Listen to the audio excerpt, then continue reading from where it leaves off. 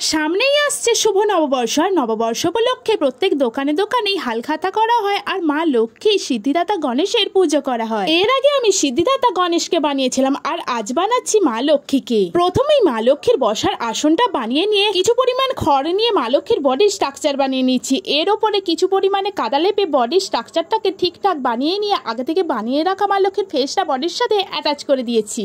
এরপর সুতির কাপড় ছেঁড়ায় কাদা লেপে মা লক্ষ্মীর পরনে শাড়ি পরিয়ে দিয়ে একে একে মা লক্ষ্মীর হাত পা বানিয়ে নিয়ে তার উপর অলংকারগুলোকে বানিয়ে নিয়ে পরিয়ে দিচ্ছি।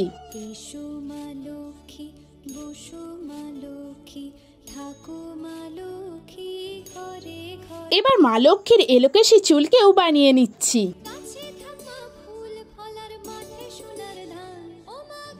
আগে থেকে বানিয়ে রাখা মাটির মুকুটটি মা লক্ষ্মীর মাথায় এবার পরিয়ে দিচ্ছি।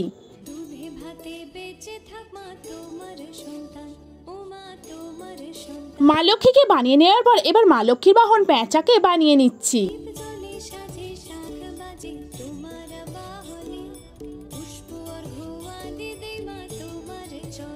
বানিয়ে নেওয়া মা লক্ষ্মীর বাহন পেঁচাকে এবার মায়ের পাশেই বসিয়ে দিয়ে এবার বানাচ্ছি মা লক্ষ্মীর সিঁদুর কৌটো।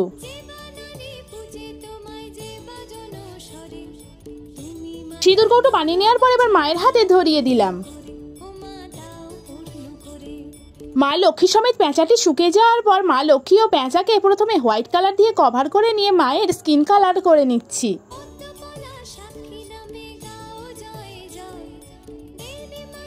মায়ের শাড়িটি আমি করে নিচ্ছি লাল কালার আর ব্লাউজটি করে নিচ্ছি সবুজ কালার।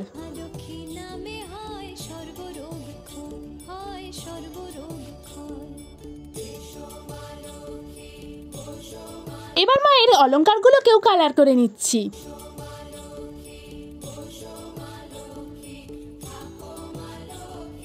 দেখো মায়ের পায়ে লাল টুকটুকে আলতা পরানোর পর পাটা আরো সুন্দর দেখতে লাগছে। এবার মায়ের নয়নগুলোকে সুন্দর করে এঁকে নিয়ে বাকি ডিটেলগুলো করে নিচ্ছি।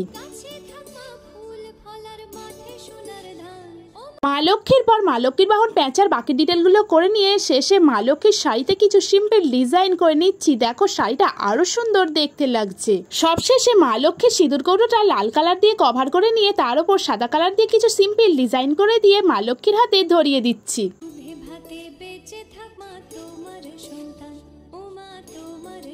মা লক্ষ্মীকে বানানোর শর্ট ভিডিওটা এর আগে আমি পোস্ট করে দিয়েছি, তোমরা না দেখে থাকলে দেখে এসো। তবে আমি এক্সপেক্ট করেছিলাম যে সেই শর্ট ভিডিওটাতে তোমরা অনেক ভালোবাসা দেবে, কিন্তু সেভাবে কোনো ভালোবাসাই পাইনি। কখনো কিছু এক্সপেক্ট করতে নেই।